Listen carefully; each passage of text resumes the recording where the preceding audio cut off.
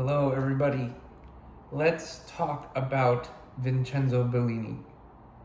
I am just resting from yesterday's premiere of Teatro Nuovo's performance of Vincenzo Bellini's 1831 opera masterpiece La Sonnambula, which is an opera about a Swiss village in which the lovely orphan girl Amina is betrothed to the landowner Elvino, and their marriage vows are rent asunder upon discovery of her adultery, which is actually just the result of an unlucky episode of somnambulism where she sleepwalks into the hotel room of a visiting count, a noble. And so everyone assumes that she is having an affair and the wedding is called off, but then they realize at the end of the opera, actually, the ghost that has been haunting this village every night is actually just her going for a walk every night. She's sleepwalking. So it's a bit of a ludicrous plot. And one of the things that I really appreciate about the performance that we did of Sonnambula is the trying to take it a little bit more seriously, because on its face it is a genuinely ridiculous, it is a very silly plot, but the spiritual realm in which the opera exists is in many ways psychologically and poetically profound. There's a line towards the end of the opera in the last scene where Rodolfo, the Count, talks about as she's woken up from her sleep and she finally everyone realizes that she's not a ghost, she's actually just sleepwalking. And he says something to the effect of, "May all of us so too become similarly awakened." And one of the constant themes that we've tried to highlight in our production of La Sonnambula is, what does it mean to be awake? One of my favorite quotes is from Denis Villeneuve's Dune adaptation, where the character Duncan Idaho, played by Jason Momoa, says, and I'm paraphrasing, "Dreams are important, but everything that matters happens when we're awake."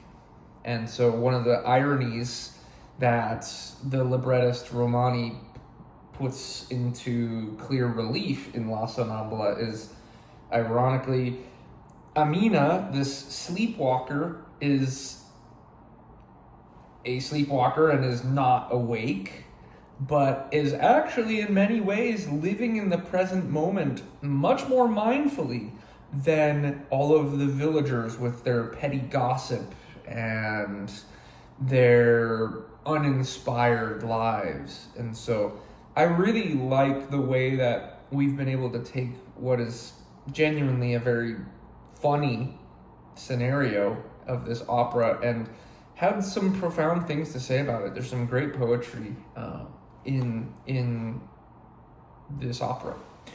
So I am a tenor. I am a light lyric tenor, and so the operas of Donizetti, Rossini, Mozart are all my wheelhouse.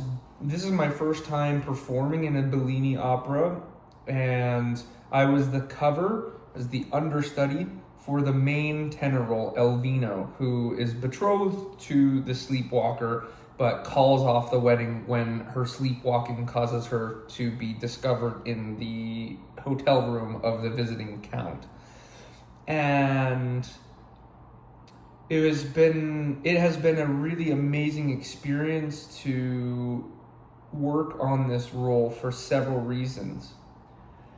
There was a tenor in the early mid 1800s named Giovanni Battista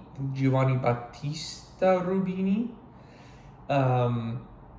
And Rubini was one of the first very, very popular leading tenors after the age of castrati had finally fizzled out.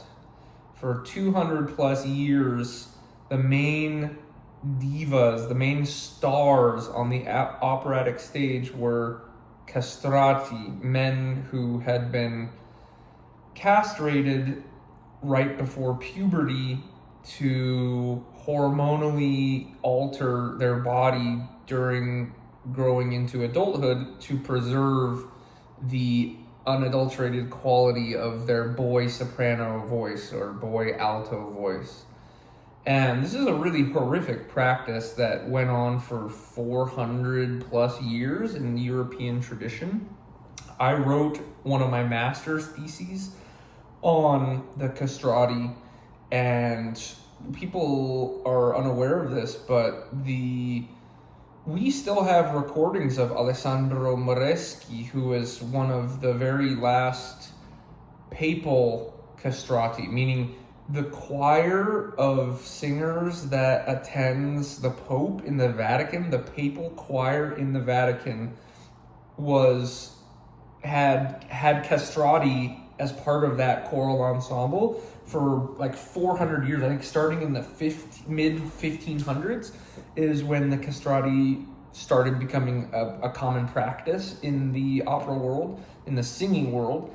And then opera is invented in the 1600s, and castrati are the main people. So anyway, that tangent aside, we have castrati all the way until the early 1900s, and Rubini is one of the first non-castrati male singers to really become a superstar.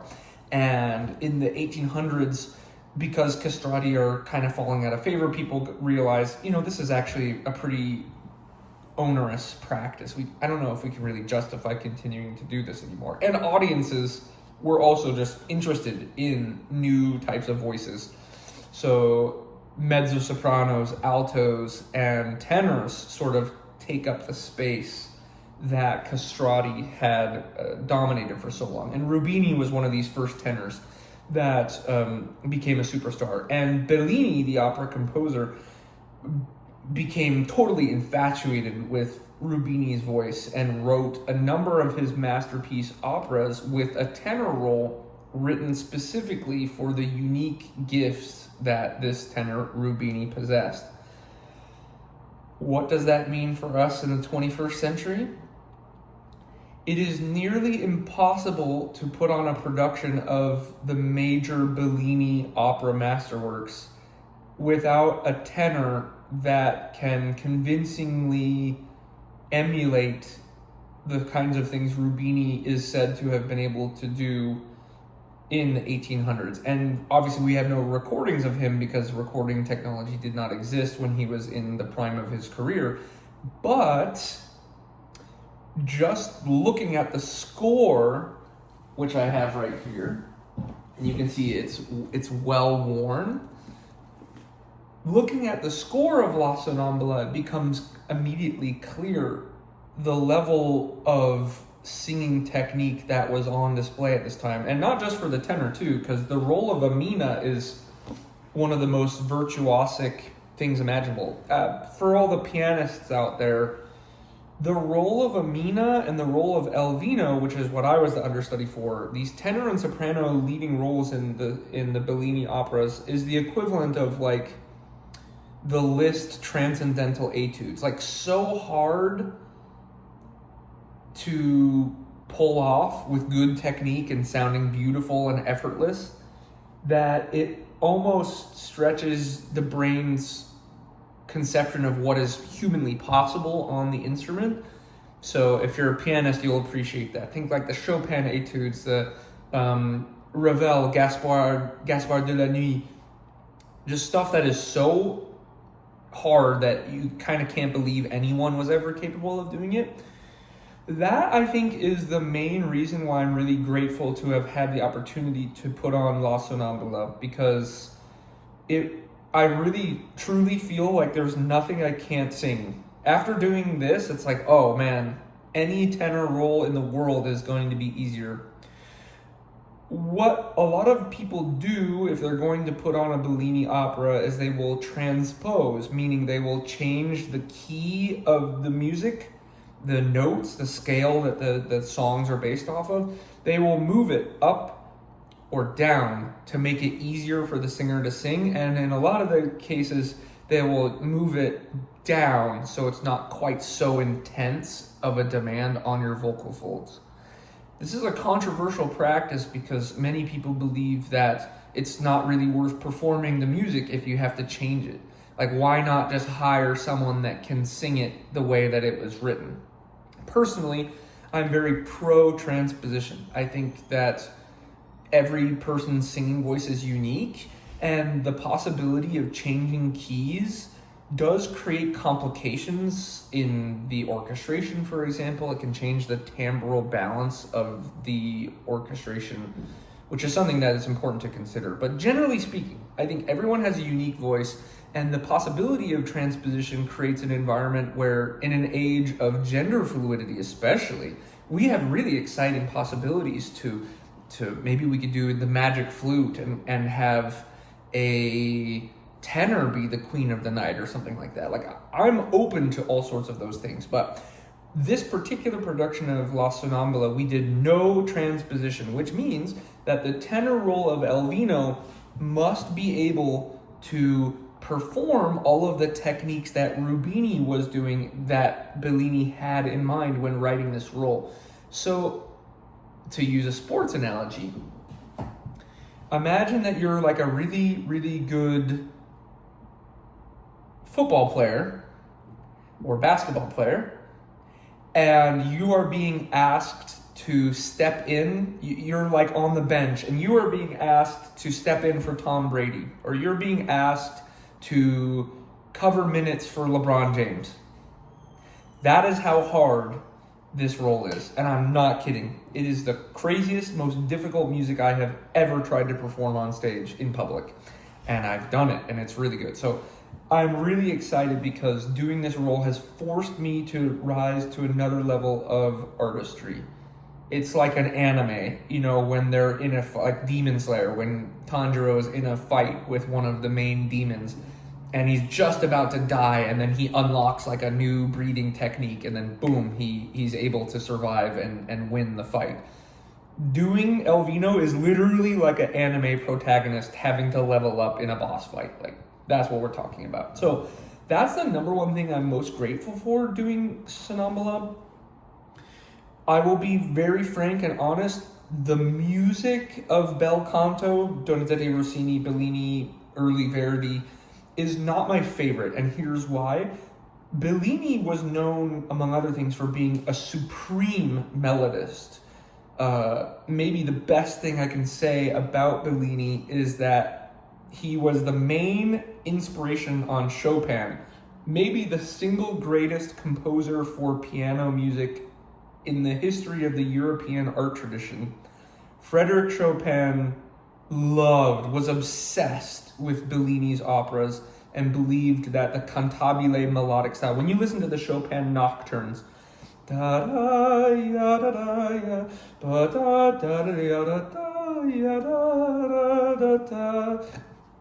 you hear all those crazy melismatic chromatic piano ornamentations, everything you hear in Chopin is directly lifted from Bellini. Like, that was a direct main inspiration on Chopin. So I want to recognize that Bellini has a supreme melodic gift. The thing that I don't love about Bellini is that harmonically it is very austere. For its time, there were a number of chromatically interesting things happening in the score, and some of the orchestration is genuinely brilliant. There's a part in Act 2 where the Count is trying to explain to Elvino, like, hey, I wasn't cheating on I was not committing adultery with your fiance. She's actually a sleepwalker. There's this beautifully cheeky and silly part in the woodwinds, and it sounds if you've played Pokemon Ruby and Emerald, there's that trick house that you can go to. This is extremely niche, but there's a very silly part of the Pokemon soundtrack in the trick house where it's like and there's like stereo effect, right, left ears, and Bellini does that, and there's some really cool orchestration stuff in Bellini, but harmonically, man, if we're talking Roman numerals, this is like, there's nothing in Sonnambula that goes beyond like the third semester of theory. The Roman numeral analysis of Bellini is, in my opinion, very tame and unadventurous, with a few exceptions. For example, the cabaletta that Amina sings in scene 3 of Sonnambula is a really awesome moment where we get to see a little bit of that like Lisztian, Schumann, like romantic, episodic material. There's not enough of that in Bellini, in my opinion, because his melodies are great, but it is all very like Roman numeral 1, 4, 5, maybe a 2, maybe a 6, maybe a modal mixture for just a second. It's very spare. And that just gets old. It's a 2+ hour long opera, and it's just harmonically not adventurous enough to keep me excited. Once you have heard Debussy, Strauss, Mahler, Stravinsky, Ravel, Prokofiev, John Adams, Jennifer Higdon. Once you have heard modern composers and postmodern composers, in my opinion, listening to Bellini can get old pretty fast. But what I think is the most exciting element of Bellini and bel canto in general, so anytime I'm saying bel canto, I mean the big four: Rossini, Bellini, Donizetti, and the early half of Verdi's career. The most exciting part of that tradition is the ornamentation, and being a part of Teatro Nuovo and doing these performances of Verdi's Macbeth and Bellini's La Sonnambula in New York City and in Montclair, New Jersey.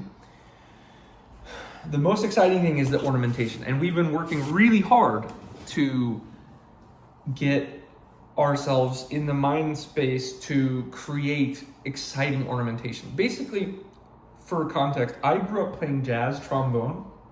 Jazz is by far my favorite genre of music.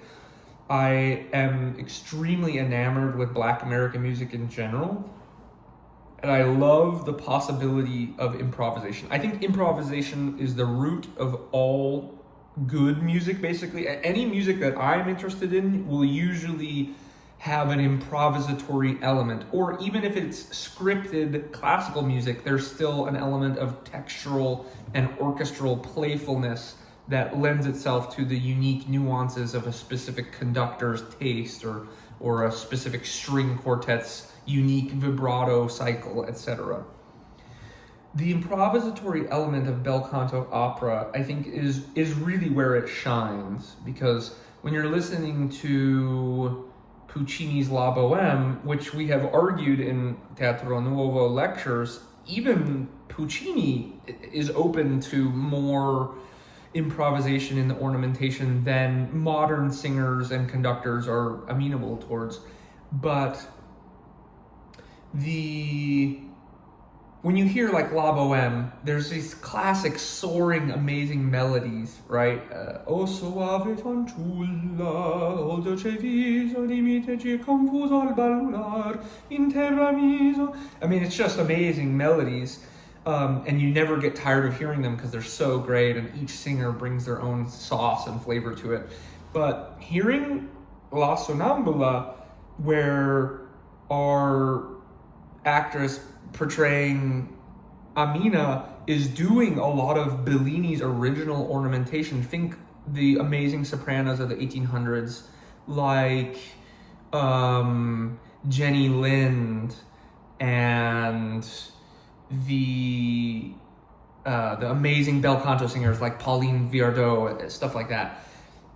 hearing someone in 2025 that is resurrecting those techniques and doing a combination of Bellini's original ornamentation and then their own unique improvisatory ornamentation is just so exciting. And it transforms what can be, as I've described, very pedestrian, normal Roman numeral basic harmony into a playground for the most vocally explosive and exciting ornamentation. And so I think if you're going to do L'Elisir d'Amore or Lucia di Lammermoor or La Sonnambula or Norma, if you're going to do those operas, you should not really be doing what the score does. You should have the score, but you should think of it more like a jazz lead sheet where you have the melody, but man, the people in this cast of the production I'm in are doing some crazy stuff, and it transforms the piece totally.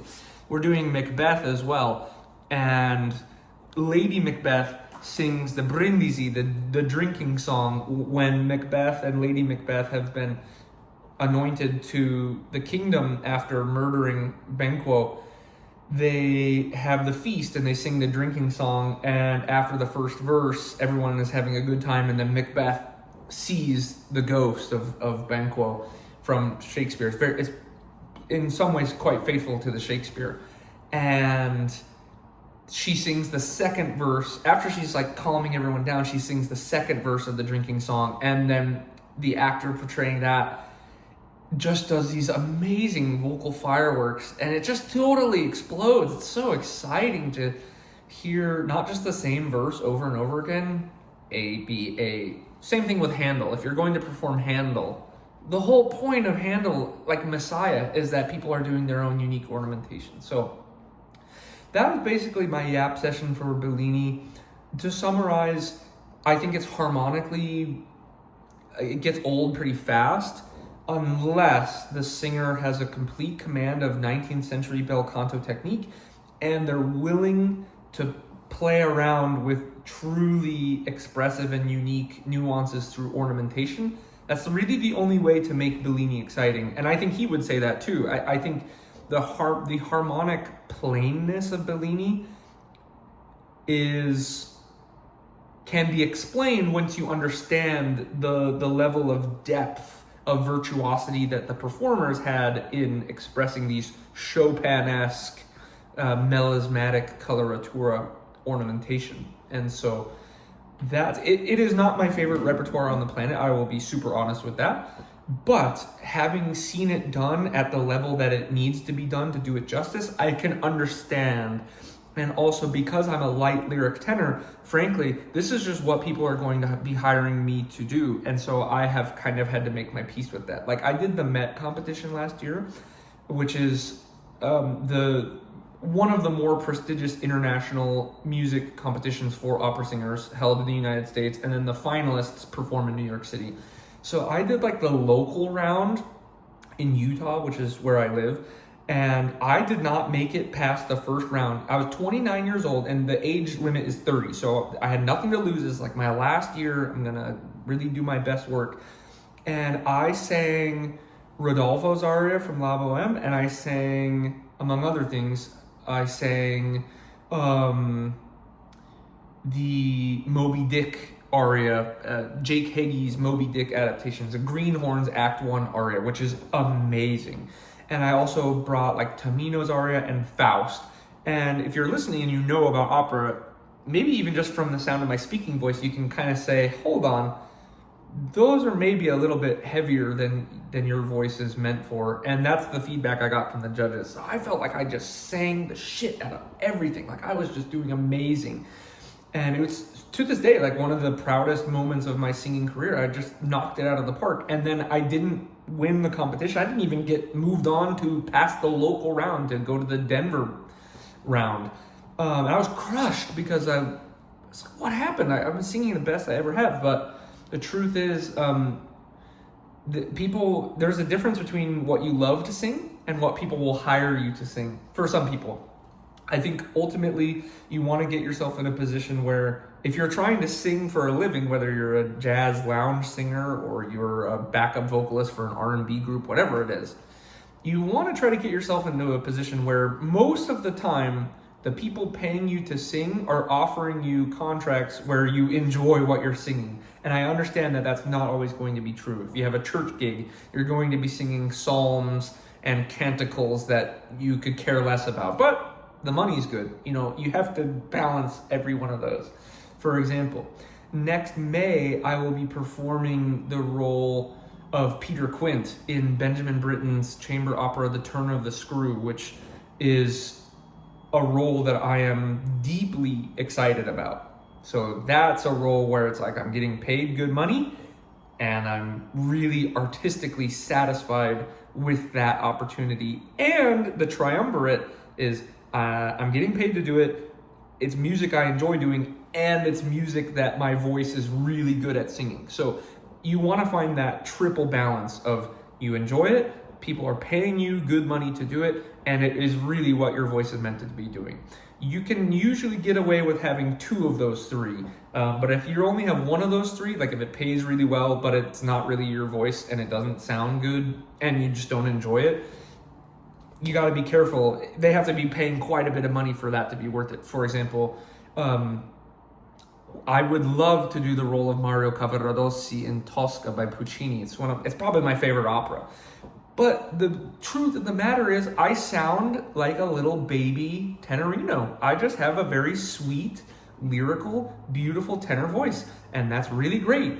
But that is not what casting directors want to hear for that specific role, because the orchestra for Tosca is big.